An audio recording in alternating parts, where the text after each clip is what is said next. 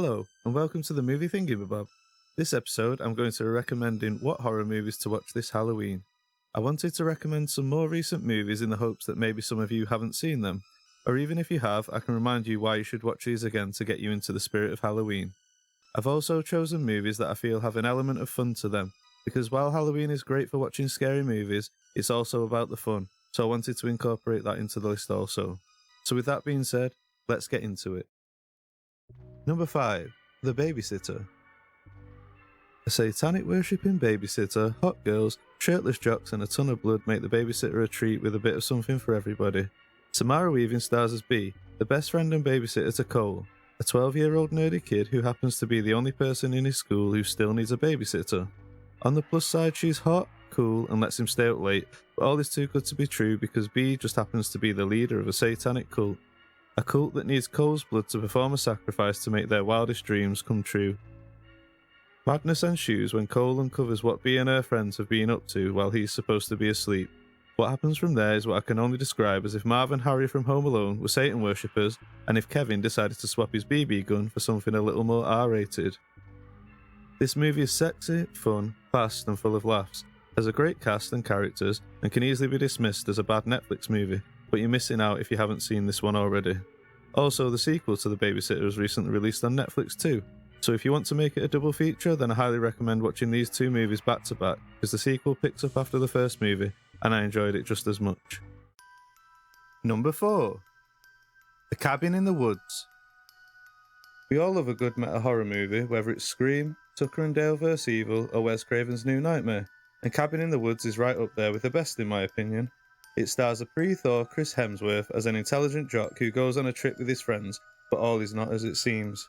In Cabin in the Woods, the cast avoids all the usual stereotypes of horror movies, only to be shoehorned into them by a section of the government whose job it is to try and get them to act out their plan to appease an unknown entity.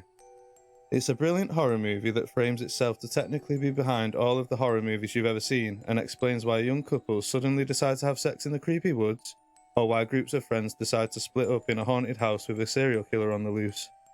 There's so many cool Easter eggs and nods to classic movies. If you're a horror fan like I am, then you'll have a lot of fun looking out for the references that pop up throughout.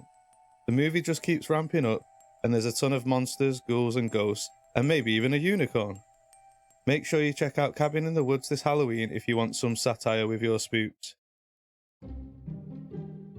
Number 3. It Chapter 1. Growing up, I loved the TV movie of Stephen King's It. While it will always have a special place in my heart, other than Tim Curry's excellent performance, the rest of the movie doesn't hold up as well anymore. Which is why I couldn't be more happier to recommend It Chapter 1. Andy Muschietti did a great job bringing this to modern audiences. He takes the best bits from Stephen King's book and condenses them and updates them to fit a more modern setting in the 80s. The movie is about an entity that likes to terrorise, abduct and eat children because it loves the taste of their fear, mostly using its favourite form, Pennywise the Dancing Clown. This time though, it may have met its match with the Losers Club, a bunch of downtrodden kids who find each other at the right time just as it has decided to make them its victims. Bill Skarsgård's Pennywise quickly became one of my favourite horror performances of all time. He plays the role so well and brings a childlike innocence one minute that quickly switches to a terrifying clown demon the next. He brings a great unpredictability that will have you at the edge of your seat from start to finish. The kids are all great as well, and the movie brings a real Stand By Me or Stranger Things feel to it. You really believe that these kids are friends, and they're both funny and likeable, and makes you root for them as they try to find the courage to face their fears and beat it before it devours them one by one. Just like The Babysitter, the sequel to it is already out. I personally loved it Chapter 2 and thought it finished what the first movie started really well, but I know some were disappointed with it, and while I think the first is almost perfect and the better movie, It Chapter 2 is also worth a watch if you want to make that a double feature too. Plus the cast they got to play the kids as adults are great, and really feel like the young actors grown up, so check them both out and make your own mind up. Number 2. Ready or Not.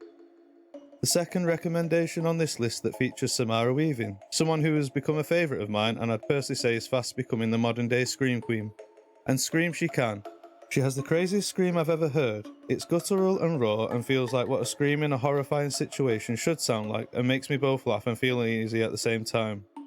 She plays Grace, a bride on her wedding day that is getting married to a man who is from a wealthy family that made its money in board games. The twist is that everyone who marries into this family has to pull a card from a machine that decides what game they have to play. Most are innocent like checkers or Monopoly, but on the very rare occasion someone pulls hide and seek, and you guessed it, that is the card that Grace pulls on her wedding night. This is no ordinary game of hide and seek though, as the family have to hunt down and kill Grace before the night ends to sacrifice her to a mysterious benefactor who may or may not be real. This movie is funny, shocking, gory, and keeps you invested from beginning to end and rooting for Grace and hoping she can make it out alive. This is one of my favourite horror movies in recent years. The premise is simple but really works, and it pays off with the ending, which I think is great and is where a lot of horror movies fall flat. So it's nice to see a movie knock it out of the park for once. If you haven't seen Ready or Not, I highly recommend it this Halloween, and also this next movie on the list. Number 1. Trick or Treat.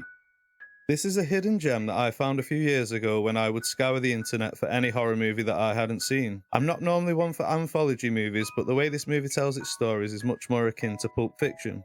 The way the movie weaves into each other and reveals twists makes this movie my favourite Halloween movie to watch every year. I don't want to spoil too much, but what I will say is that this movie captures the spirit of Halloween more than any other. It knows it needs to be fun, but it doesn't let up on the horror either. It also has one of my favourite horror characters, Sam, the little boy with a sack on his head that may be more than he appears to be. He's the most memorable part of this movie and is both cute and creepy at the same time, and has a great story dedicated to him, while also being the kind of mascot that runs throughout the whole movie. This has become a cult classic in the horror community, but I'm hoping more people will watch this movie who might have never heard of it or overlooked it as a low-budget straight-to-DVD movie. A sequel has been in the works for some time and will hopefully be made in the near future, but if there's one movie from the list I recommend you to watch this Halloween, it's definitely Trick or Treat. Thank you if you made it this far into the video. Please like and subscribe if you enjoyed it and let me know what you thought in the comments and any recommendations or feedback you may have. I know the video is a little bit janky, but it's my first using the software and I've not made a YouTube video in a long time. So please bear with me and hopefully we'll get better in future. But you can also check out the Twitter and join us on Discord to continue the discussion if you've enjoyed this video and give me suggestions of what you'd like to see from this channel in the future. Thank you once again. Until next time, this is the Movie Thingamabob and have a happy Halloween.